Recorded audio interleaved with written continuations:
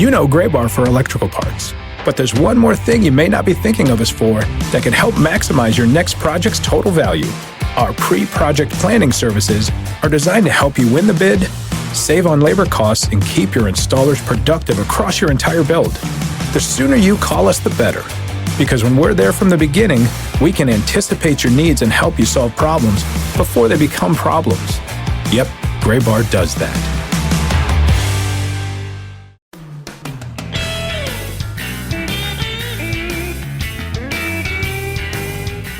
Another edition of the Minor League Baseball podcast, the show before the show, our last one before the holidays. We just took a week off, and now, who knows if we're even going to be back. In 2019, yes, who knows what the world looks like. We will be back. We'll be back. We'll be back. Just don't say that. Just, titillating people. Hi. Hello. I'm Tyler Munn. He's Sam Dykstra. Hello, Sam. Hello, Tyler. What's going on? Not too much. Excited for the holidays next week. I'm going to be traveling all over. You're going to be traveling much more than I will. I can't even complain. I'm going down to Richmond, Virginia, and then driving back up to Massachusetts, and then driving down to Connecticut. You're going all four corners of the country. Coast to coast. I'll be in all four time zones actually over the next 2 weeks. But currently in my home base is the Rocky Mountain Bureau Chief in Denver, Colorado. Go to Spokane, Washington tomorrow. For the basketball team that I work with is playing on the road at number 8 Gonzaga. It should be fun. And then to New York for the holidays, and then to Omaha, Nebraska, and Western Illinois University for a couple of basketball games on the backside, and then back home on New Year's Eve. So recording this on the 19th, I'll be gone for like 11 days. We should also point out to everybody that we got to hang out this weekend. We did in Los Angeles with Josh Jackson. Yeah, which was quite the it just reminded me of like the Spider-Man pointing meme. Yeah. A little bit, because it was just all of us in the same place at the same time with MILB.com writers. It was so good. Can be a rarity. That's the first time that we've all been together at the same time. Right. I've hung out with you, obviously, and I've hung out with Josh last time I was in LA. You've hung out with Josh in Arizona, which I'm immensely jealous of, and other places as well. And just for that triangle to come together was really cool. It was fantastic. We went to Kofax, a breakfast burrito joint. COFAX, but yes. Dodgers themed. Right. Just a different spelling. Yeah, that's how they skirt having to pay Sandy any money, I'm sure. Which was quite good. I got the bacon burrito, which was excellent. And then you and I both got donuts shirts that look like Dodgers jerseys, but instead of a ball flying through the air, it's a donut, which some of my friends in New York have pointed out. Yeah, here in New York, they think it's a bagel automatically. Bagels don't have sprinkles. Well, they thought it was an everything bagel. Because that's where their mind goes here, which is wrong. Yeah. But it literally says donuts on the T-shirt. I don't understand the confusion here. We could not spell it out for you any clearer. But yeah. We were traveling back on Sunday, and one of the guys that I work with the basketball team saw the T-shirt in my bag and kind of gave me a look, knowing that I'm from Denver and grew up a Rockies fan. And I was like, oh, no, it says donuts on it. And he was like, oh, I was going to say... thought I had just gone out and bought a Dodgers T-shirt. We're just making other unhealthy choices. That's all. But yeah, it was great. We got a good. It was only like half a day, but we got some good time in. It was fun. Yeah, no, I'm glad we can make that work. And it's there aren't that many places better to be in the middle of December than Los Angeles. Yeah. As far as if we had to pick, if we were all going to hang out in Denver in December or New York in December or LA in December, I think we picked the right one. Yeah, we've had very little winter weather here, but still the sun is just so different in California. It's solid. It was a good choice. But we're happy to be back on the show before the show, and we're going to get started on this week's episode's 3 strikes, kicking things off with Rule 5 draft, which is in the books now here in 2018. Rule 5 draft last week in the winter meetings in Las Vegas. Sam, give us a rundown. Some selections, guys moving different locales and headed for new destinations in 2019. Tell us about this year's Rule 5. Yeah, this one was a little bit interesting in that some of the expected happened, some of the unexpected happened as well. But the Orioles and Royals and the Giants end up taking 2 players each. The Giants doing so, that was a little bit of a surprise, but the Orioles and Royals, the Royals had success last year in taking, 2 guys, so they went back to the well this year. Looking back at last year's class, Brad Keller was actually basically the only one who stuck who was really good. He was worth 2.5 WAR according to Fangraphs. They used him out of the bullpen at times. They moved him into the rotation at times. It looks like he's going to be a rotation piece for Kansas City going forward. So Kansas City decides, okay, that worked for us. We're going to go back to that, and they pick up Sam McWilliams from the Tampa Bay Rays with the 2nd overall pick, and they also get Chris Ellis. I think that one came in a trade. But they get Chris Ellis from the St. Louis Cardinals. Both of those guys, they're kind of hoping can do something similar to what Keller did last year. McWilliams, you just love the projection there. He's 6'7", isn't going to throw quite as much heat as some of those guys get popped in the Rule 5 draft. He can throw in the mid-90s. Slider and change up, enough stuff to start if they want him to do that. Enough, projection that potentially that fastball could play up in the bullpen. That's really interesting. Chris Ellis, you might remember him being involved in 2 trades in the past. He went from the Angels to the Braves in the Andrelton Simmons deal. He was actually like the number 2 prospect in that deal behind Sean Newcomb. And then he went from the Braves to the Cardinals for Jaime Garcia a year later. Now he's moving from St. Louis to Kansas City. Again, they kind of hoping his stuff plays up in a bullpen role. He's been mostly a starter throughout his career, but he did spend a lot of last year with AAA Memphis. Had a 3.76 ERA, 1.18 WHIP, 68 strikeouts in 79 innings. He's going to pitch in the zone. That's going to work, pretty much everywhere you go. In terms of major league readiness, he's certainly there. Kind of expect him to stick with Kansas City because of that reason. There's not going to be these growing pains that you might be expecting from other places. But moving to the other team, or one of the other teams that made 2 picks, the Orioles actually. It was no surprise that the Orioles went with Richie Martin as number 1. If you remember my Rule 5 preview last week, really thought he might have been the best prospect available in the Rule 5 draft. The A's, for one reason or another, decide to leave him unprotected. His bat earlier in his career wasn't that great. Really jumped up this year at AA Midland, where he hit 300, 368, 439, put up a career best 6 homers, stole 25 bases. He's really good defensively at shortstop. He's also spent some time at second base. The Orioles have question marks virtually everywhere, but one of the big ones right now is at shortstop. Manny Machado, they trade to the Dodgers. He wasn't coming back anyways, in all likelihood. They end up non-tendering Tim Beckham.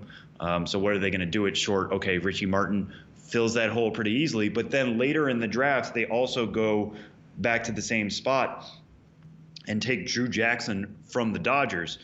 Drew Jackson has split time as well between shortstop and second base. A lot of people really, really like his arm, which makes it an interesting choice at second. He's going to make all the throws there. I think he can make the throws from anywhere on the infield.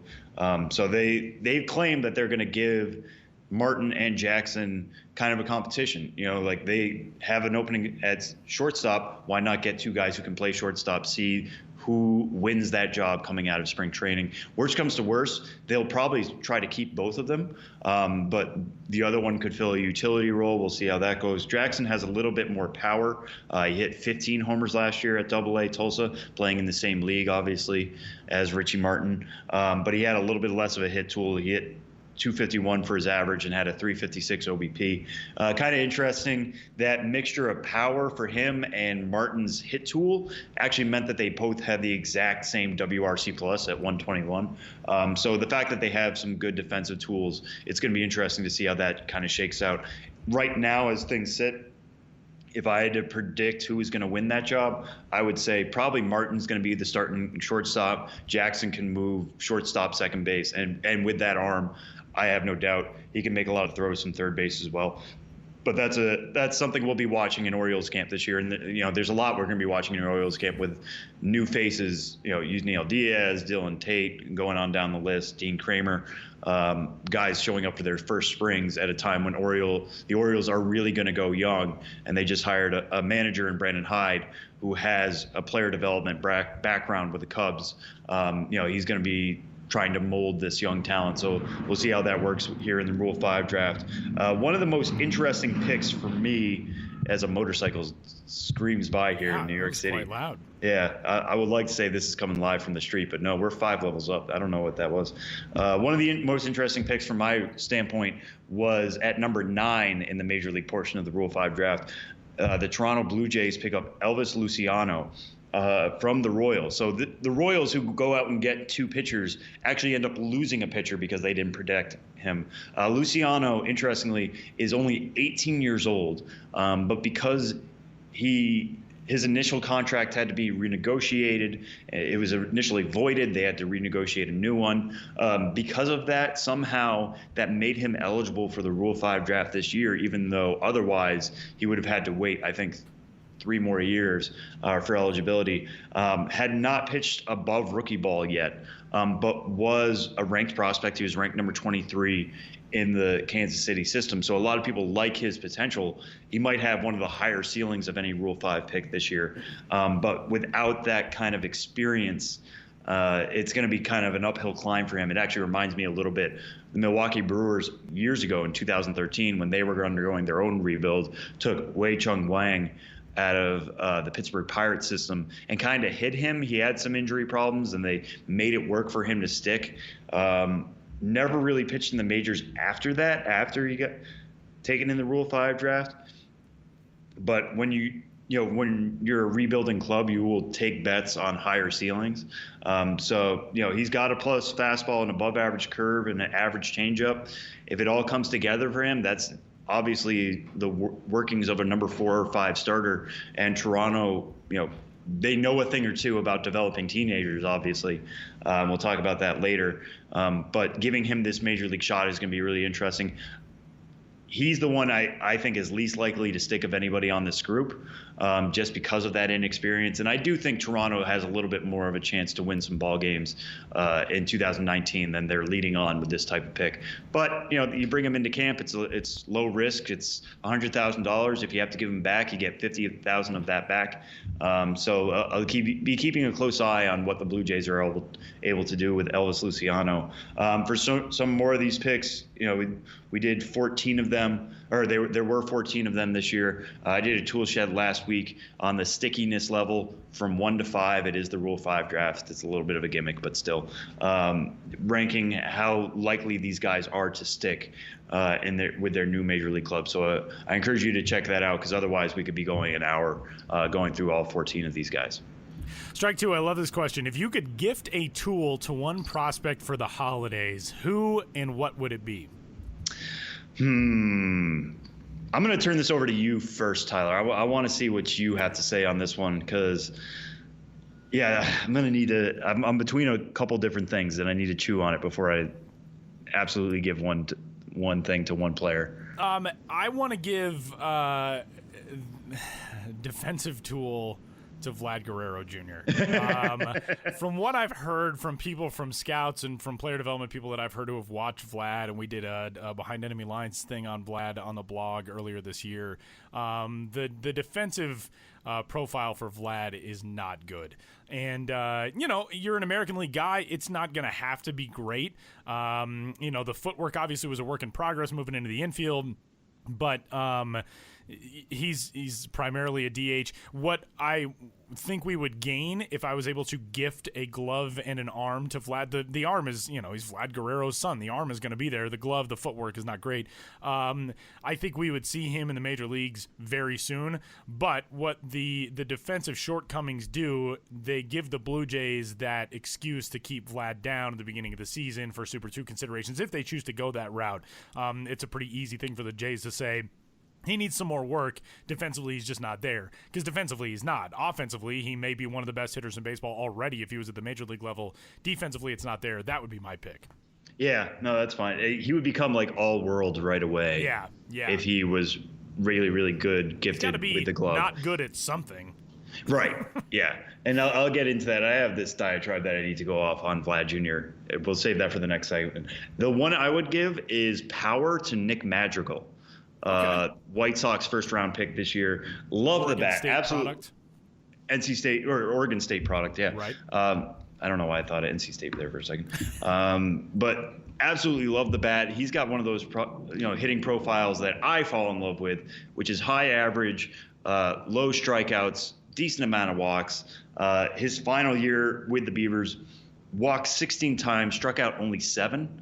At a time this year in the minors, there was a Twitter account, has Nick Madrigal struck out yet?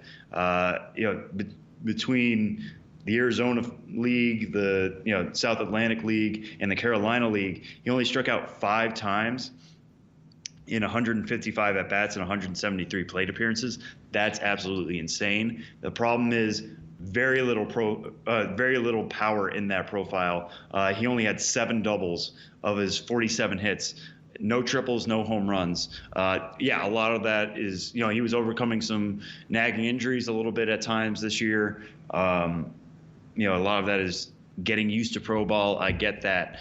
But if he could have just average power, 10, 15 home runs a year, this is a guy capable of hitting 320, making tons of contact at the upper levels. I think he's going to climb quickly. It's just, what is he going to be able to do by the time he's a major leaguer? The White Sox make this pick kind of hoping he can move pretty quick as well. I really think the White Sox are about to kind of flip a switch and completely, go away from the rebuild. We're seeing that with the overtures they're making to Bryce Harper and Manny Machado.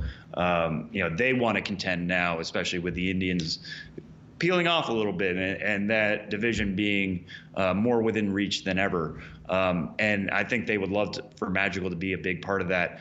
If they could show him, add a little bit more power, like I said, I don't know if he's a 10, 15 home run guy right now, and that's saying something in today's game where power numbers are pretty standard. Add that to him, he would be easily one of the best middle infielder prospects in the game. He's already there because of that hit tool, because it's so elite, because of all the things we mentioned in terms of strikeouts and walks.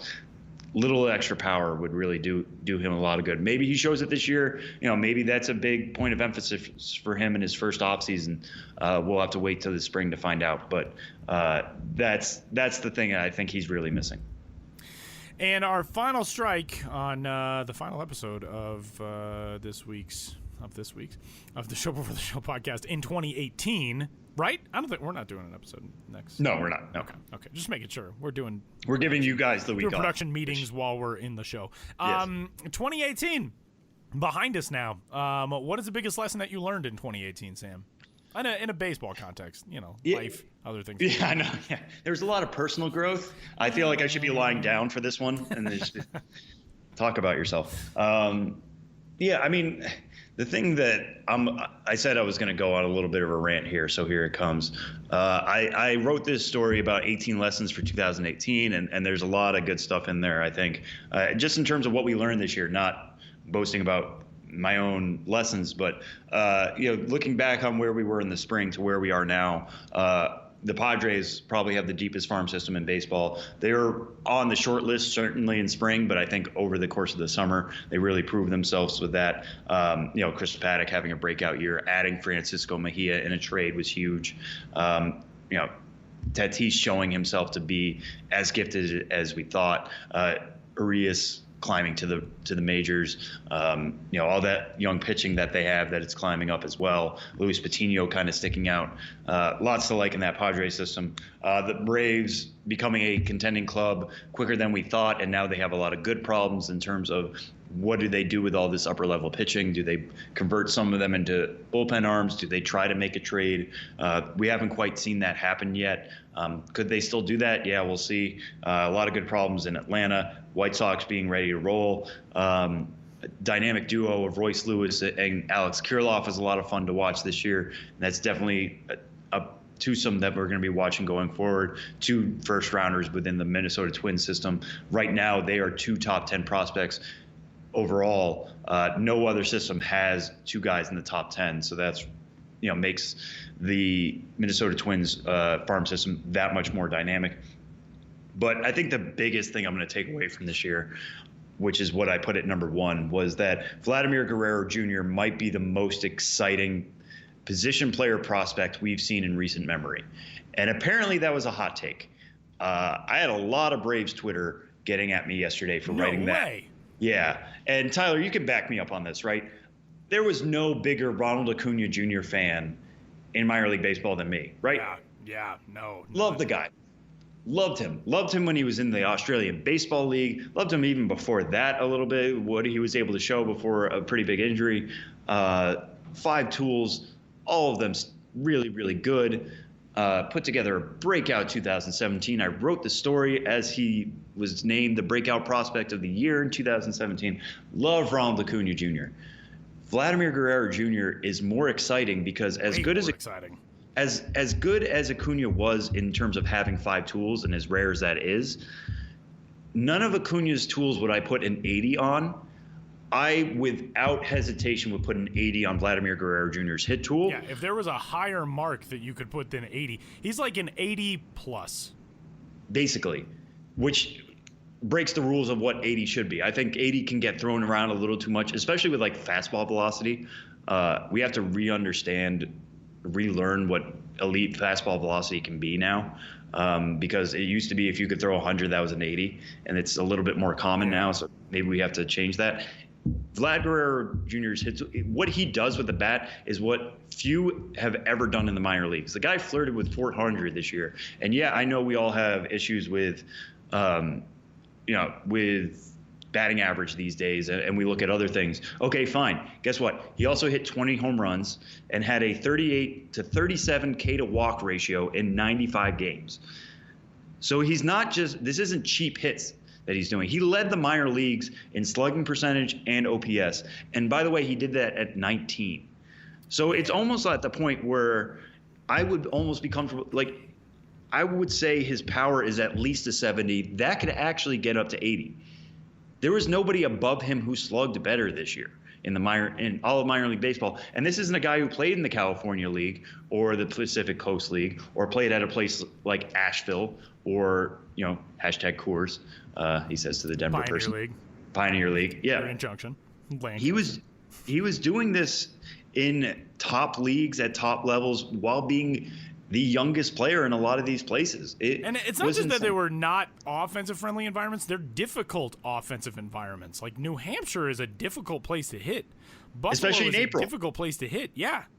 Yeah, April and May. You try going up to, and you have to play in Portland, and you have to play in some of these other, Binghamton. You have to play in a lot of these cold weather places. Didn't affect Vlad.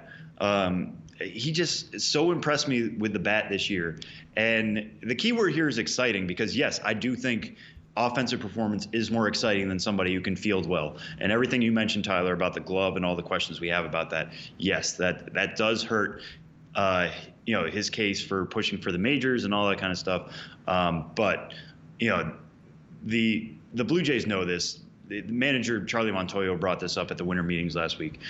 If Vlad Guerrero Jr. was to be placed in the major leagues right now, he might be a top 30 hitter. He might be a top 20 hitter. And he doesn't turn 20 until next March. It's just, it's mind-boggling. I mean, I know, yes, if you want to go further in, somebody said, like, I must have a bad memory. Okay, sure. Bryce Harper was great. He got put on the cover of Sports Illustrated. Bryce Harper didn't do what Vlad did this year. I'm sorry, he never did that. Mike Trout was great. The first round pick was an exciting prospect going into that year at AAA Salt Lake in 2012. But even then, he had struggled at the major league level. Vlad didn't get that chance yet. But nobody was thinking that when Mike Trout arrived in the major leagues, he was going to be an automatic best 30, best 20 hitter. We think that about Vlad. I can't even come close to remembering a player that is quite that way. When he arrives, it's going to be nuts. It's going to be insane. He's going to do things with the bat that, people are going to be who don't do what we do. And, if you're listening to this podcast, don't listen to don't read all the prospect covers they can get, and they're going to say, where did this kid come from? I can't believe him. And they're going to be saying that for years and years because, he's going to be, before he hits his prime at like 27, he's going to have basically 6 major league seasons. I get it that I'm not trying to knock Ronald Acuna Jr. by saying I like Vlad Jr. more.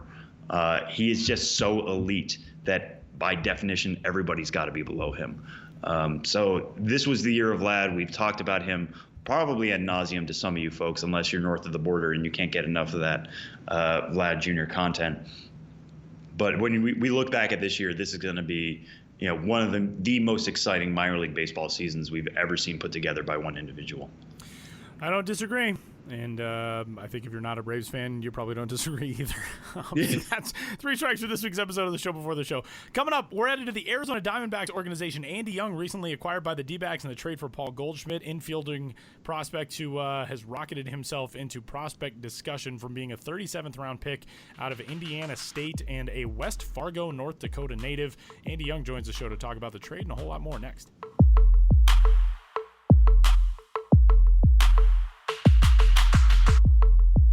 A newly minted Arizona Diamondbacks prospect is our guest on this week's episode of the Show Before the Show podcast. Andy Young, who is now the 22nd ranked prospect in the Arizona system after his trade from the St. Louis Cardinals organization, joins us from, you might be our first ever North Dakotan to join us on the show. Welcome, sir. How are you?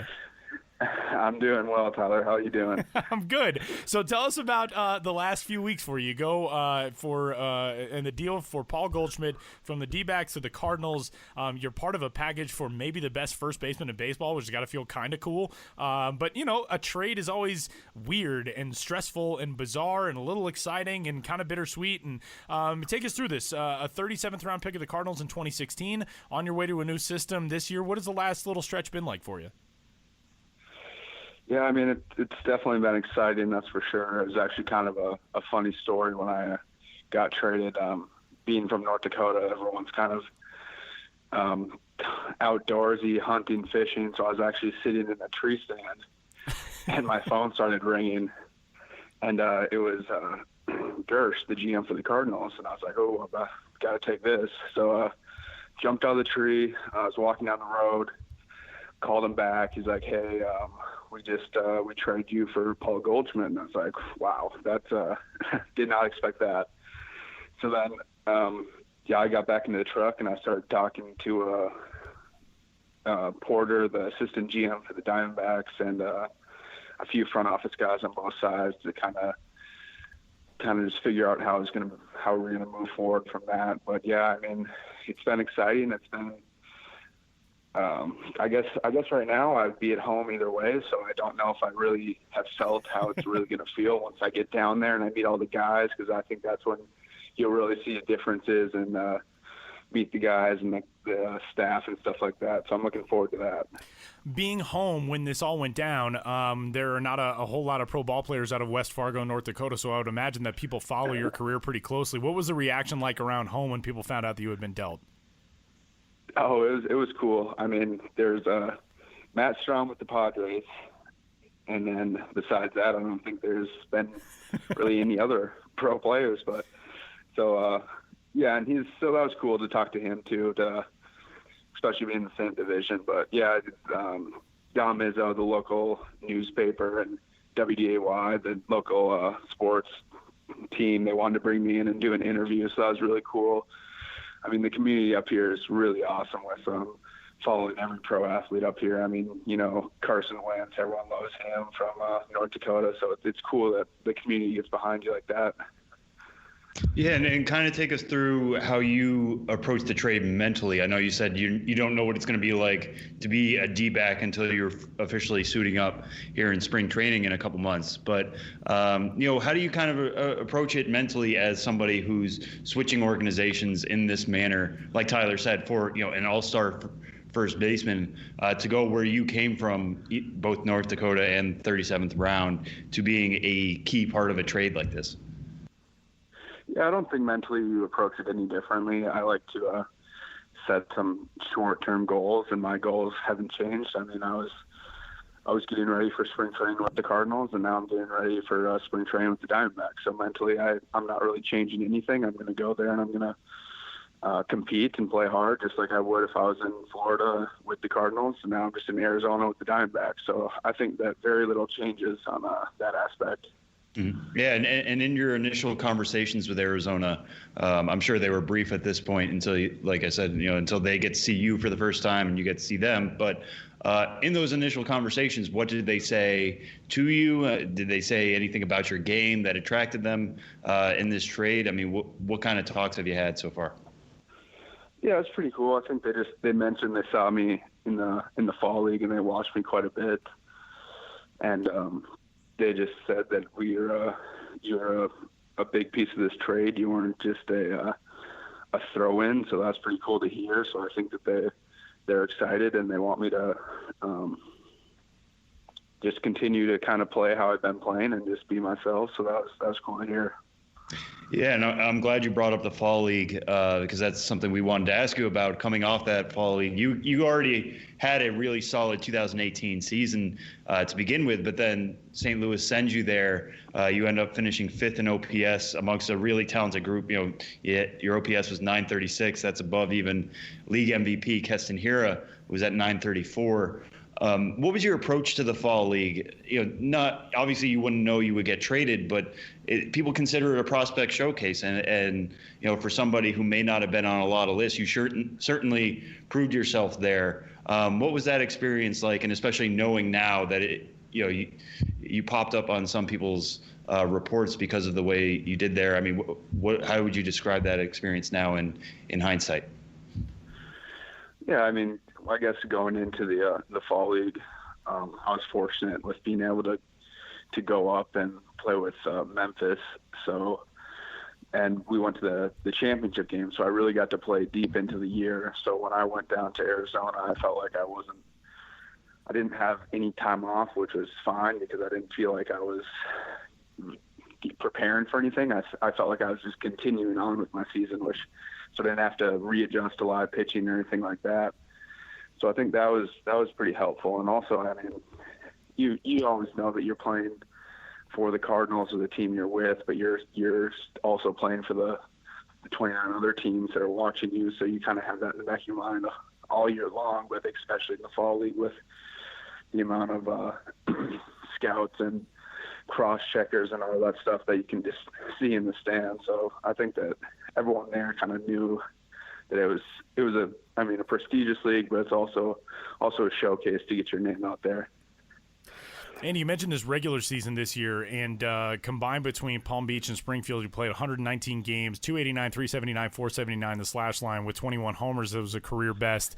When you jumped from high A to double A, numbers went up considerably, and you played 35 games in double A versus 84 in high A. But to have had such a successful year on the back of a really good 2017, what was the key to that this year? Especially, you played 57 games in Palm Beach last year, so you get a return trip there this year. I know you got a couple of games in Double A at the end of 2017, and you go back there this year and dominate at that level. What do you think was the key to just being so consistently good start to finish this year? Well, I guess for anyone that's ever been to the Florida State League or Roger Dean, it's a pretty challenging league to hit in.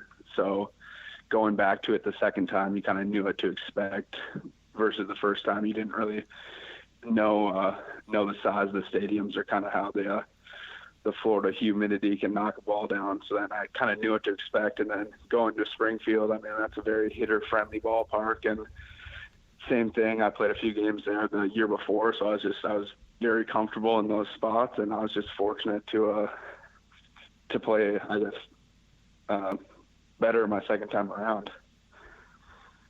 That stretch to be able to go up and excel at the Double A level, that's such a separator to be successful there. Was there a moment where you kind of realized, like, all right, yeah, I'm going to be able to do this. I'm going to be able to do it really well at the highest levels. I mean, it's when you get to Double A, I would think there's a time where you think, like, this is sort of the put up or shut up stop in a minor league career, and you go out and acquit yourself so well. When did you kind of realize, like, yeah, I'm going to be able to handle this pretty well? Well, I think it started before you get to Double A, because you spend some time in high A and you're always preparing for that chance to get up there, and you know that there's a lot of people that kind of bounce up and down in between that level. Like you were saying, it's a different game between A ball and Double A. So when you're in high, thinking about, once I get there, I need to make my presence known, and I need to be able to stick around. So I think from early in the year, I was always thinking like, well, when I get my chance, like we gotta make it work. And it wasn't really any time specifically in Double A that I thought like, oh, this is going well. I thought in high, that's when I was really thinking about it. Like my next step is Double A, and once we get there, it has to be like just be able to stay there and play well and don't get overwhelmed by the moment. Tell us about the power aspect to your game. You got 38 homers over the last 2 years, your first 2 full seasons in the minor leagues, and for second baseman, that's a good commodity right now in the current climate of what's going to get you to the major leagues. What is it about your game, about your swing, about your offensive approach that lends you to being able to hit with some pop? Yeah, I think that I've always been more of a trying to be a power hitter, and then once I hooked up with Donnie Ecker, who's the new, I think, assistant hitting coach with the Reds on the big league side. So I think that I've got to meet up with him in Low A in Peoria, and he really helped me with body sequencing and fixing a few angles and stuff like that with my first year when I really started to come into my own with a few home runs. And then I think the second year, I just got better in the off season. I just got better at learning how to do that, how to balance, how to really kind of try to perfect that swing, which obviously it's not perfected yet. There's always things you can work on, but I guess that I owe a lot of credit to not only Donnie Ecker, but Brandon Allen, the hitting coach in high A, and also Joe Bell. They're working with you every day. It's really cool to work with those guys. They're so smart with so many different things with a swing that you wouldn't even think about on your own. So I mean, it's all them really. Yeah, and when you look back at what your swing was like coming out of Indiana State, coming into the pro ball, how would you say it is different now? I mean, what were some of those changes that you've done, and not just allowing to tap into power, but just putting together, an overall offensive approach that seems to be really working for you here at the upper levels? Like I said, it was just with the, I guess at Indiana State, I didn't have a leg kick, so that was a little different. And I think the leg kick I have now kind of allows me to use my body a little better. You just kind of when you go from college to pro ball and you start playing every day, and you're in the cage every single day with almost a game-like approach because you have a game that day, I think you can really change how you look at a swing. And in college, when you're only playing 4 times a week, it's a little harder to really perfect that swing. So I think that's a big difference from college to playing professionally, and I think it can really help some people that really need to see that every day, really need to work on some cues every day in a game setting. I think it can help a lot, and I think it helped me a lot. Yeah, and while we're talking about things you've done in the past, I want to ask a little bit about your road here. Tyler mentioned you're probably the first North Dakotan we've had on the podcast, but your road, even through college ball, was a little bit different. I'm sure it was tough getting recruited out of West Fargo, and then you go to community college for a year, then you go to Indiana State for 2 years. The Cardinals end up popping you in the 37th round, which, there are only 40 rounds of the draft now, so you fall even there, but obviously have improved your stock since. What was it like going through those roads, going through community college, trying to prove yourself there, and then going to Indiana State and proving yourself there, and then State College, Peoria, all along the line? How much do you feel like you've had to prove yourself at every level of ball these last couple of years? Yeah, I mean, it's kind of the same. It's always been. I mean, you show up to a new team, a new spot, starting in Kansas in Neosho County Junior College, and you don't know exactly where you belong, and you hope that your preparation and your hard work you put in is good enough, and you play with those guys and you compete with them, and then you realize you can play at that level, and then the opportunity shows up to play at the next level, which is Indiana State, and it kind of starts over. So it's like, all right, we've this is what we've been working on. Let's see if it's enough. Let's see if we can compete at this level, and it is. And then the Cardinals gave you a chance at the next level, and then so on and so forth with rookie to low A to high A. How that all works, it's actually all very similar with mindset and once you get there, seeing how you can compete with those guys, All right, well, I'll kind of pivot to another question then. I think the only thing most people know about Indiana State is Larry Bird, obviously. But, coming out of that program, what can you kind of tell us about what it's like to play, for the Sycamores, what that program is like? I know they've made a couple of NCAA tournament appearances since 2010, but not necessarily a big baseball power that a lot of people think of, coming out of D1. Yeah, I mean, it was a great place to play with great coaches. Coach Hannes, Coach Smiley, Coach Tees do an excellent job. And they, the success they have at that level, even when I was there, they're not known as a powerhouse program yet. I think eventually they will, because they're really building something there with facilities and players they're turning out every year. I think when I was there, they're having 2-3 kids drafted a year, and now it's just going up to 4, and it's just the talent that goes through there is really incredible. And not only are they building that with players and coaches, their facilities are really looking good too, with a brand new indoor facility and stuff like that. So it's cool to see what they're doing there. All right, Andy, this is one we always ask of guys who have recently been traded. You're going to be introducing yourself to a new organization, a new set of fans who don't necessarily know you yet. D-backs, there's going to be a heavier emphasis on prospects after trading away somebody like Goldschmidt. What do you hope the D-backs in general and D-backs fans learn about you here in the coming months, going into spring and carrying into the 2019 season? It's kind of a tricky question, I guess, but I guess I would want them to know that I like to compete. I'm going to play hard, and I'm going to do everything I can to first probably help the organization, then hopefully help the big league club. And I think that's the plan that they have for me, and that's the plan that I have. So I think that we're all thinking the same thing. So I guess that's what I'd want them to know. All right, man. Last thing for you. We'll end on this one. The off season for you, you get to go home to West Fargo. What are the stops? What's the thing when you get back home?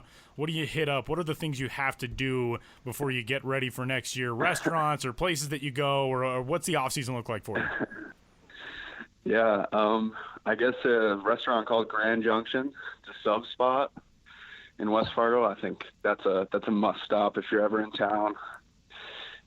Besides that, just do a lot of hunting and working out. So there's not a ton you can do with a few feet of snow on the ground, but it's not bad. I'm writing down Grand Junction right now because I'm going to be. I was going to say we should February, point. So Yeah. We should point out that was a very pointed question it's a very from pointed Tyler. Question. Very specific. I'll be there, and I need a good sandwich. So I got that accomplished now. Andy Young is the number 22 prospect now in the Arizona Diamondbacks organization. You can follow him on Twitter. He's at AndyJYoung15. And Andy, congrats on all the success and the new chapter in your career, and best of luck with the D-backs. We'll be following you, man. Thanks for all the time today. Yeah, thank you, Sam. I appreciate it.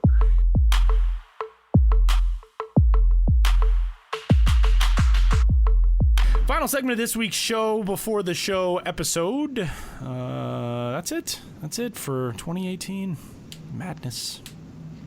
Yeah. I wish I had like a good song we could sing, but I don't want to get sued. Yeah.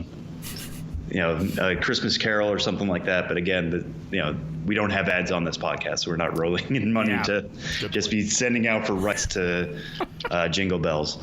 It's a fair point. Yeah, but no, it was a great year. Thank you all for listening this year and putting up with everything we do on a weekly basis.